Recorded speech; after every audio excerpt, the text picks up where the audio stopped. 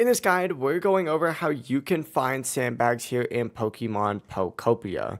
Before we do get into this guide, make sure to like the video and subscribe to the channel with all notifications on. It really does help with the channel and lets us know that you want more content like this. We'd greatly appreciate it if at any point throughout this guide you did have any questions, ask them down in the comment section below and we can help you out further. I'm going to be doing my best to reply to every single comment down there. Now this process really is pretty easy, but you do have to be progressed a little bit further in the game in order to even reach this. Essentially, just go ahead and make your way into a cave near the railroad tracks by the Pokemon Center. And once you go ahead and do that, you need to simply just go ahead and make your way in there and you'll be able to farm sandbags in there. There's a bunch of locations already in there. Pick up at least 2, and then if you place them next to leaves, you'll create the setup needed for Machoke. But yeah, it really is as simple as that. If you guys did have any questions, ask them down in the comment section below and we could help you out further. I'm going to be doing my best to reply to every single comment down there. Before you guys do leave this guide though,